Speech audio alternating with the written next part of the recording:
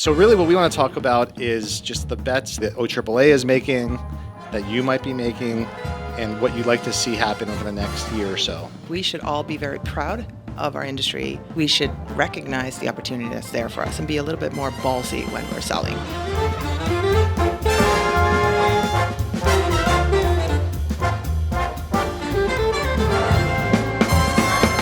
Here we go. Well, welcome, Anna Bagger from the OAAA, President and CEO. Thank you so much. It's an honor. We are here at Billboards, Bets, and a little bit of booze, live from Las Vegas, in person. And we're going to talk a bit about the things that are happening in our industry, what you're excited about, where the innovation and everything is going. Well, before we get into the business side, let's start by testing your luck. And you can place 3 bets on this roulette wheel, and let's see how you do. Adam, can you cue up the roulette wheel? Okay. All right. I'm going to try and make sure that I win because I don't like to lose. So I am going to pick number 3, red and black. Oh, okay. So she's hedging, Yep. and a 3 red would be a nice outcome. Let's see what shakes out here. No more bets, please. The suspense. Ooh. Black. Oh, Boom. 50. All right. Awesome. Okay. So the way that we have this game set up is that we have sourced some incredibly rare, incredibly expensive types of alcohol. And we have 3 boxes, a red box, a green box, and a black box. So you landed in black, so we're going to open up the black box, and let's see what we're going to be drinking today. This should be a Things TV. off. Oh, wow. This should be a TV. What do we have Show. here? All right. Video, not podcast. This is So amazing. check this out, Anna. This is a 1980 Glenmore Highland Scotch whiskey, single malt. And, I think back of, 1980, what was going on in the world. And just full disclosure, I wasn't even here when this thing was bottled. 1980, where were you? Yeah, 1980. I was in, well, I'm not going to say. I had just started school. Oh, man. Oh, the sound That's of the that. smell of that. By the way, I wish I had one of these coasters that you have. They're very nice. Well, that might be in the cards. We'll see. Yeah, It's a maybe. little giveaway. They're So very beautiful. cheers. Cheers. Thanks for being on the show. Thanks for having me. It's very good. Wow. That's Really smooth. nice. Yeah. That is smooth. Okay. So, when it comes to bets in general, are you a gambler? Like when you come to Vegas, do you play in the casinos? I do a little bit. Not very successfully, but yeah. I do. Slot machines, tables, what is your... Tables, probably. Yeah. Okay. I've never understood the slot machines, but yeah, I would probably. I'm good at sort of constraining myself a little bit, but Yeah. I'm fascinated by it. And obviously, agree. I'm a winner. We could just see. So I know. Yeah, literally the role of the strategy worked. Yeah. So might play tonight. who knows? Like a day. So really what we want to talk about is just the bets that, respectively that OAAA is making, that you might be making, and what you'd like to see happen over the next year or so. And we all have our beliefs, but it's really about where you place your chips and where you place your time and your energy that sort of determines the trajectory of where you're going to go. And so when we think about your kind of top 3 priorities or top 3 bets, what comes to mind are some of the things that you're really excited about and focused on for the coming year? I think we've never been in such an exciting spot as we are right now. Out of home is, I would argue, hotter than ever. I mean, I'm a little biased, but just by incoming, requests for more information, learning about the industry, press requests, and things like that we're getting, and I know that our members are getting. I would argue that that's unique. I think the time for us is now. We're moving to a very different world, a world where consumers have a lot more control, and I think a world where consumers have also very clearly expressed what they want. Yep. And they like out of home. It's a medium that works. Advertisers are forced to, and I think also start to like the idea of contextual advertising. We're ultimately the contextual medium. Yep. And ad dollars are about to shift for good or bad reasons. So even though we're in maybe an uncertain time when it comes to the economy, I have really a very good feeling about our industry going forward. So I think, I mean, we definitely are going to play some bets. It's not going to come easy. It's not going to just fall money over us. Right. I think there are things we need to prioritize, but overall, I think we're in a very good position. And we're seeing the same thing. I mean, there's like a respect that I think a lot of marketers have, advertisers have for the medium that it is within them, but not necessarily translating to how they've been spending. And as the world has gotten more complicated, whether it's the privacy changes or it's just looking for ways to cut through from an attention perspective, you know, we are really well positioned as a marketplace. And so really, how do we map some of the, so if we take that first chip and said, okay, I'm betting that if we do X, we're going to see Y. What would you say that first X is? Well, I think first of all, I think the industry has a little bit of a self-esteem problem still. So I think we should all be very proud of our industry and what we can do, and I think we should recognize the opportunity that's there for us and be a little bit more ballsy when we're selling. Yes. Because we can do so much more than advertisers or agencies think. We've had 3 years when we had a lot of time to reset, rebuild, and innovate, and I think now is the time to sort of reap those fruits. So I think making sure that the industry, so I guess it's education, right? Making sure that the industry understands the position we're in and what resonates with advertisers and how we can go out and be a little bit more aggressively selling our medium, our platform, utilizing, you know, all the amazing locations that we have, but above all the technology we have, the ability to be much more nimble, in many ways more rich in our communication through digital, through programmatic, and other tools that we now have at our hands that advertisers really like. Yeah, and I think that there is a craving by brands now who are just looking at what they've done in the past and saying, I don't know that I can run that same playbook anymore. And as the media mix models have changed and even measurement is becoming just a kind of a cloudy thing, that education piece of saying, if you have been leaning into programmatic, well, now there's another channel within programmatic that will complement what you're doing over here. And so it's really, how do we show them, because now we have Trade Desk that is currently offering digital home, DB360, all the major omni-channels, and then you have the point solutions like Adomni, and you've got Vistar and others. But really that gap where you have a digital buyer, let's say a social media buyer, who doesn't necessarily, they don't know what they don't know. Yeah. Right? So how do we tackle that? I guess that's something that I think about a lot. And what is that strategy when you say we're placing a bet to solve the problem of education? What are some of the ways that you think, how do we go about it? Well, I think it's about educating the buyer, in this case the DSP, on what we can do, what out-of-home really can accomplish, how it can be measured, but also how it fits with other media channels, how it can improve targeting, how it can improve the overall economics of a media buy and just make things a lot better. Yeah. So education on their end, but also education on our end, right? Like, what does that mean? How do we create beautiful creative that works in these environments? How do we tie together the many, many different forms of out-of-home that are out there so that we can touch a consumer basically all the way from the point he leaves his house to when he comes home again, right? Because we have screens everywhere. We are everywhere. We have amazing reach. So how do we do that? It's not just about the billboard. It's not just about the movie screen. It's not just about the small place-based screen in a shopping mall or the subway station. It's about all of these things. So how do we tie that together and make that an appealing offering? And then the other piece, which, a little bit more boring, but super important, working for a trade association, it's around definitions and guidelines and standards. So we have a tendency to call things different things in our industry. We have a tendency to make ourselves a little bit more complicated than we are. And when you're working with a Trade Desk and Google and big platforms like that, they're used to very little friction, very clear nomenclature, and then they can just press the button. Right. So we need to make sure that we adjust so we are just that. So I think it's education of ourselves and creating a framework that works, which, by the way, is not complicated. It's getting together and just like agreeing on, which is easier than you think, I think, for all of us, because there is a real price at the end of the tunnel. It's making time for it.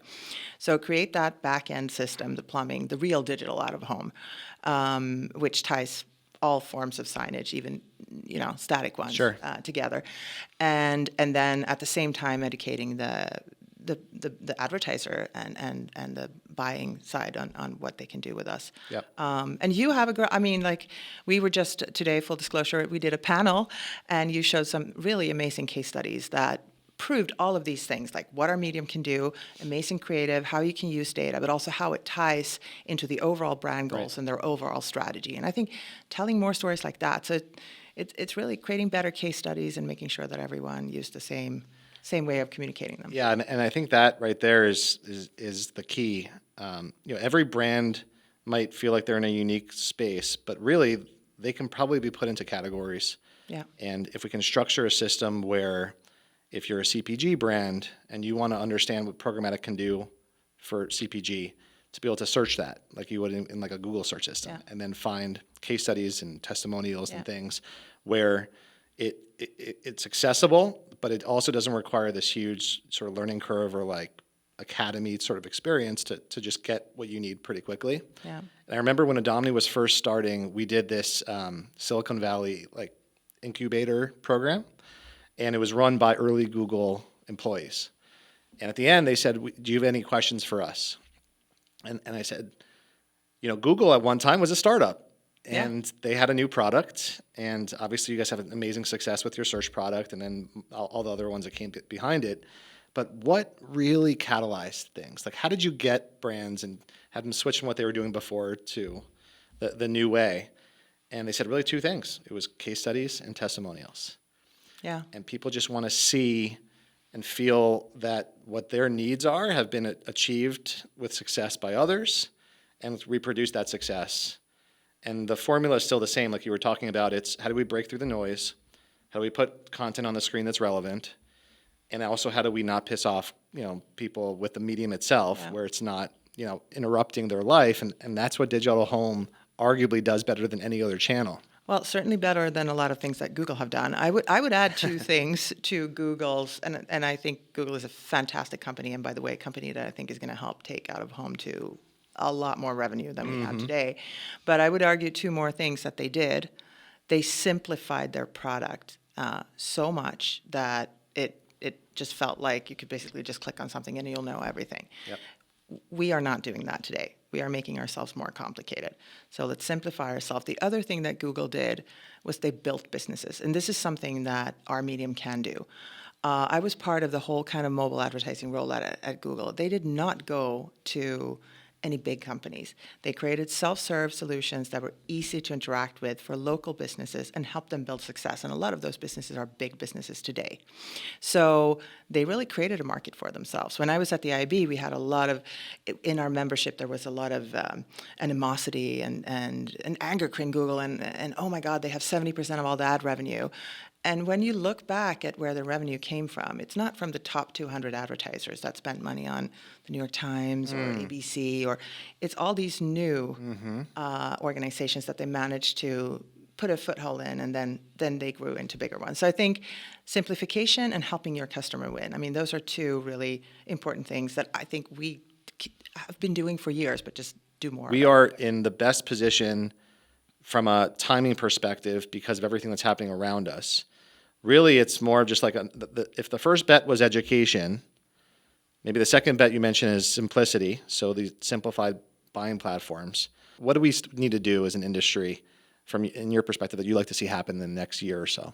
Well, I mean, there's a lot that goes into that, so that's a big question. But I think, I mean, it sort of starts with doing it, thinking about. Out of home is different, and I hear it myself when I came here. I'm like, oh my God, that like programmatic's going to grow to like 80%. I don't think that's ever going to happen in out of home because we have scarcity, right? Like we don't have unlimited signage, and we just have certain very premium places or just certain types of buying cycles that won't never have that much on the open exchange. But I think automating the process, thinking about all of our inventory, even static, as something that we can put into the system, right? And where you can use, it's not just about simplifying the process, it's also about being able to use data and knowledge and other triggers.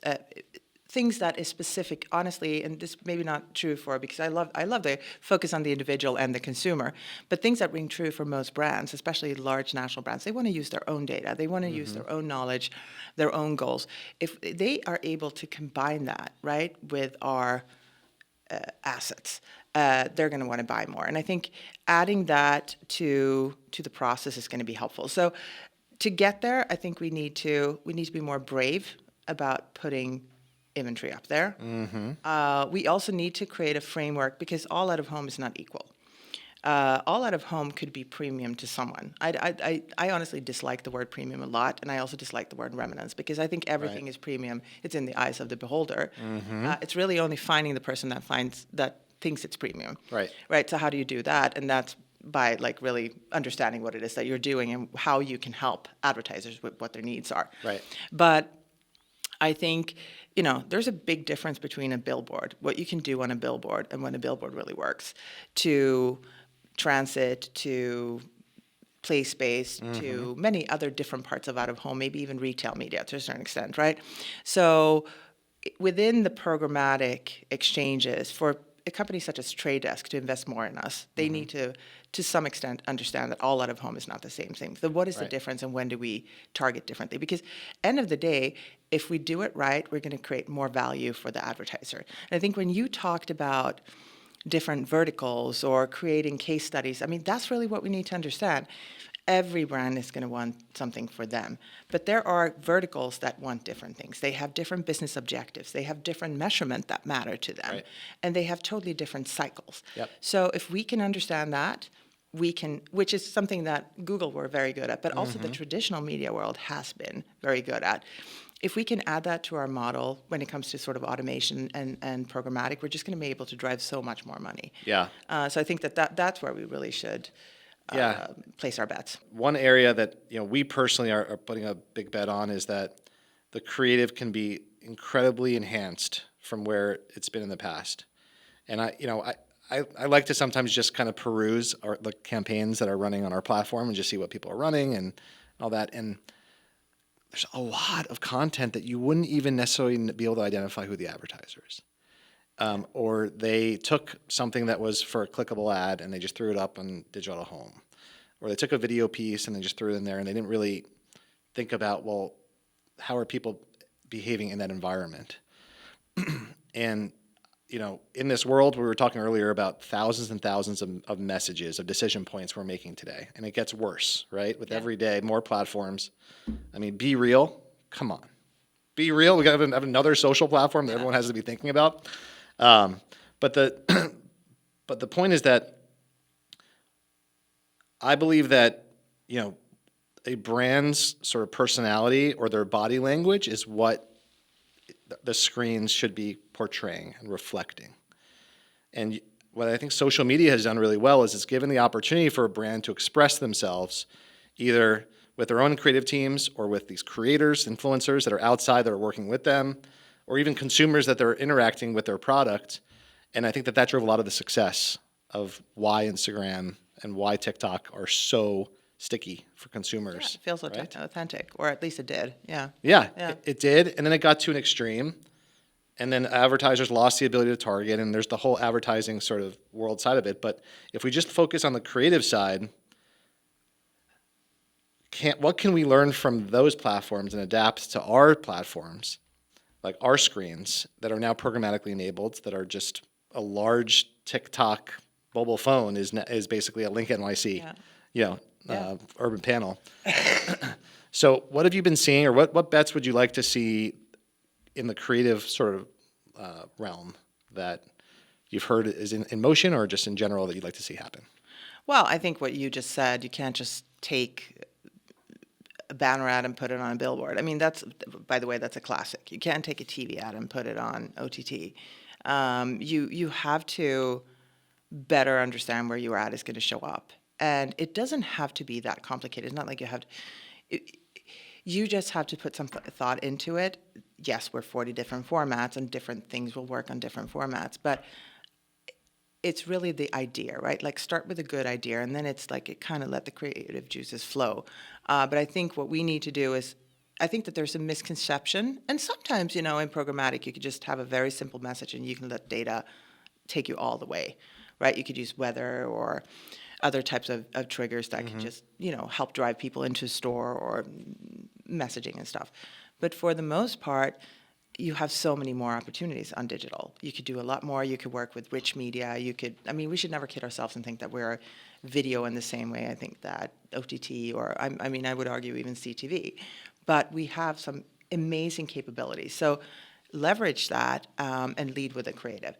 And I think we know this better than most. I think most of our media companies or platforms should start the way, but create a small content studio, bring in great creatives. We already kind of do it. Work directly with the brand.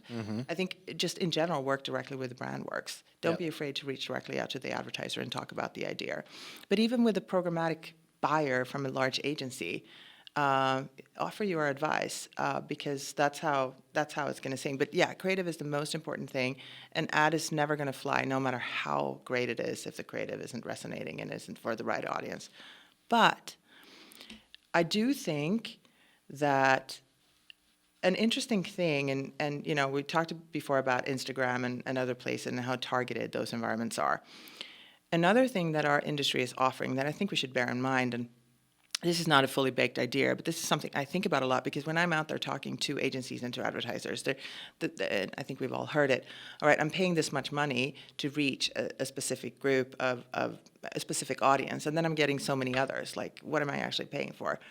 I think that's an advantage of our medium. In today's world, when up until now, everything has been so targeted, you can't go on, and even in non-advertising supported, environments, everything is super driven by data.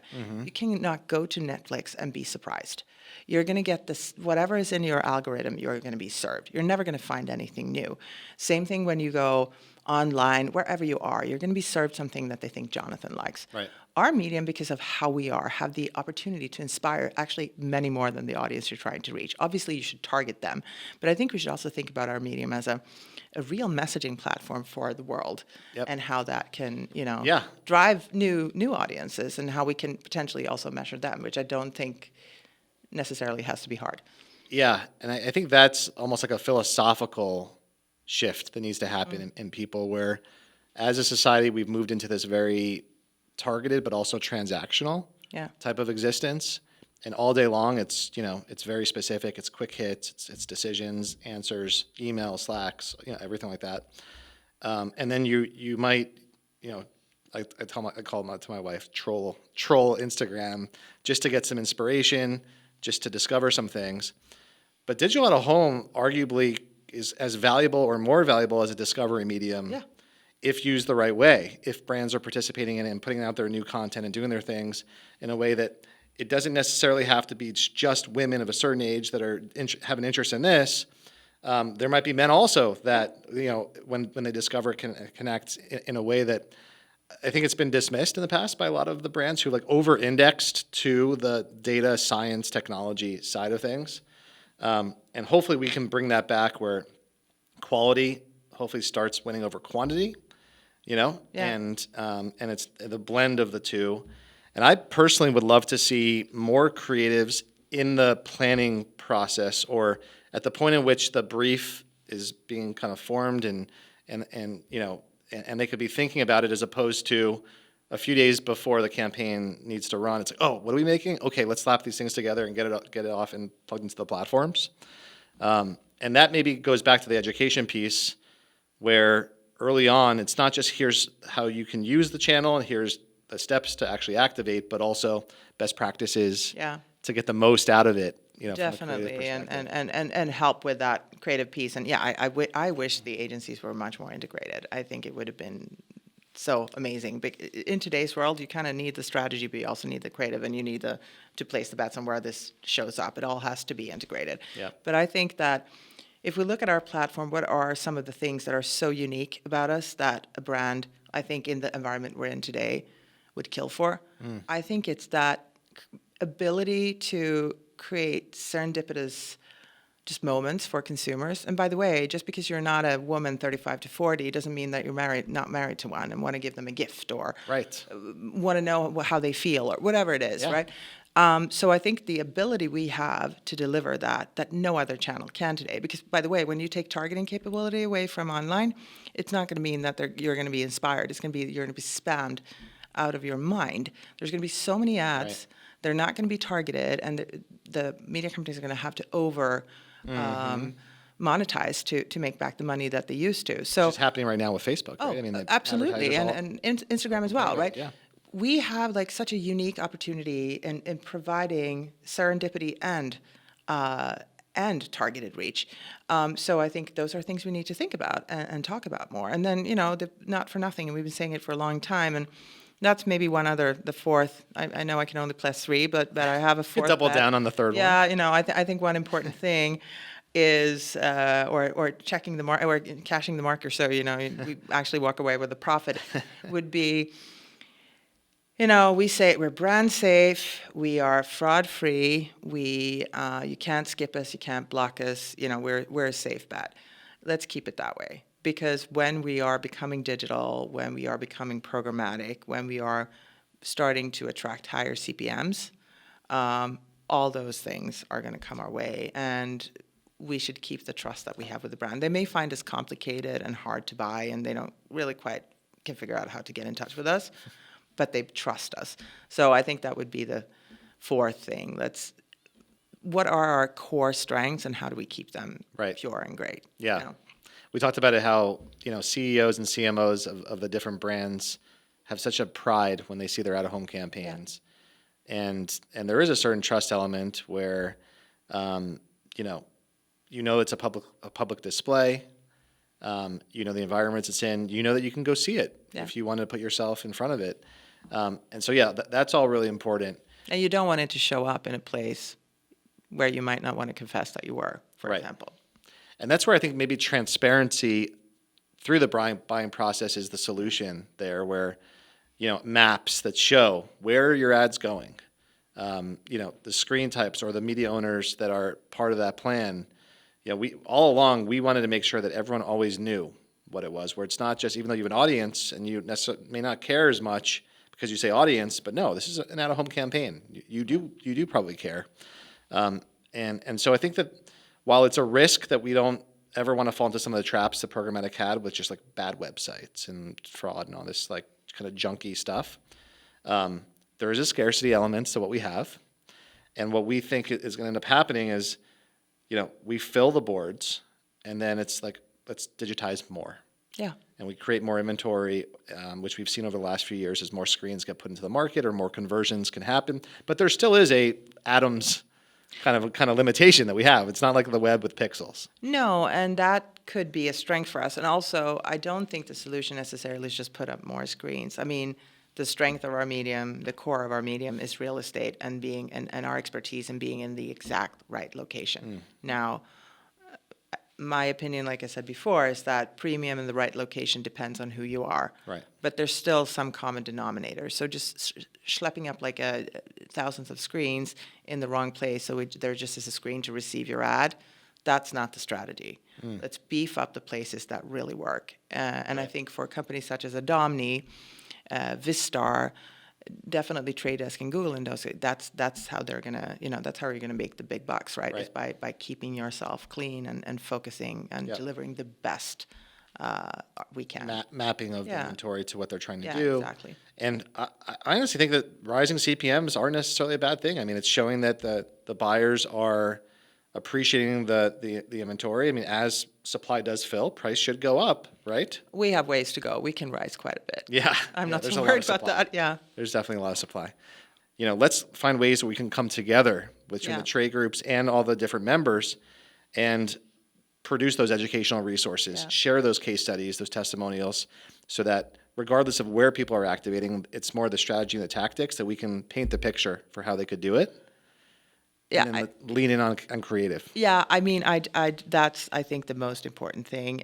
We are not a huge industry, but we have so much strength. I mean, if we work together, if we, again, use the same narrative, sang with the same tune, we could be so strong. And again, this is the time to do it. We hope the whole media and advertising ecosystem grows, but we'd rather grow a little better and faster and more. Right? It's about share shift, and we're going to do that together. We're not going to do that by ourselves. I mean, everyone is saying from all like the predictions is that we will be one of the fastest growing mediums. Oh yeah. Right, and that's not just for next year, but continuing on, where people are going to spend time out of their home, and they want relevant, quality interactions that aren't going to disrupt what they're doing. And that's ultimately what we provide. Yeah. So I think we're in a great position. Anna, it was great having you on the show. Thank you for joining us. Thank you. This was always a pleasure. One of my favorite podcasts. I'm not gonna, but definitely the whiskey and the whiskey gambling. talking? I mean, this is like wow. Yeah. It was awesome. always Thanks a good for having time. me. Absolutely. Super good. All right. Thank take you. care.